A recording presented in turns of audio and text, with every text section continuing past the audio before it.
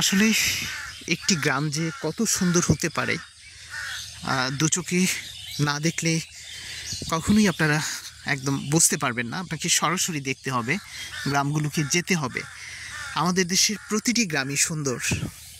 এই মুহূর্তে আমি গাজীপুরের নরুন গ্রামে রয়েছি। নরুন গ্রামের যেই বেলাই বিল সেখানটায় অবস্থান করছি।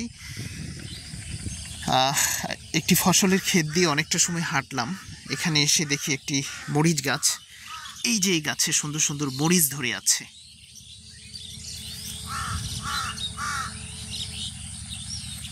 দেখেন একদম শিশির পড়ে প্রতিটি মরিচ গাছে ভেজা।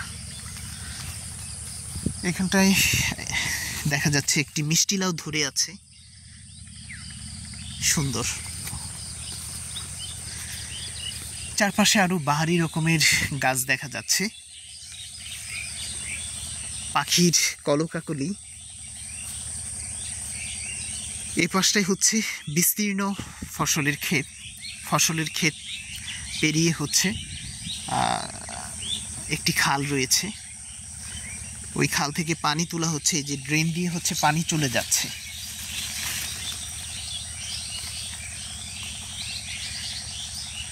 আসলে ভালো লাগে এই জায়গাগুলোতে ঘুরে বেড়াতে।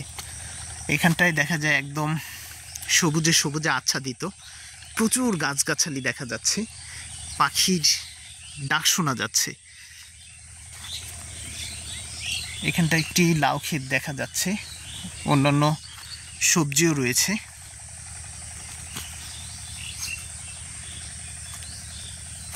সামনে একটি ছোট্ট জাম গাছ, গাছটির আগা কাটা।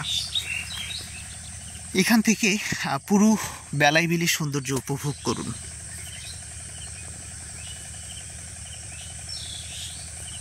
একদম মানে গ্রাম যেরকম সুন্দর হয় বাংলাদেশের, ঠিক সেরকমই আমরা অনেকেই শহরে বসে সেই গ্রামগুলোর সৌন্দর্য দেখি না বা কখনো অবলোকন করি না বা গ্রামে যাই না। গ্রামে আসলে দেখবেন আপনার একদম মন প্রাণ খুবই ভালো লাগছে, সব ফ্রেশ হয়ে যাবে। চারপাশে প্রচুর পরিমাণ ফড়িংয়ের উড়াউড়ি, পাখির কোলাহল, এক কথায় হারিয়ে যাওয়ার মতো অসম্ভব সুন্দর একটি জায়গায় এই মুহূর্তে অবস্থান করছি। এই যে এই সুন্দর জায়গাটি দেখছেন, এটি হচ্ছে গাজীপুরের নরুন গ্রামের একদম বেলাই বিলের মাঝখানে একটি ছোট্ট টিলা রয়েছে। সেই টিলাতে এত গাছগাছালির সমাহার, পাখির কোলাহল, একদম সবুজে সবুজে ভরা।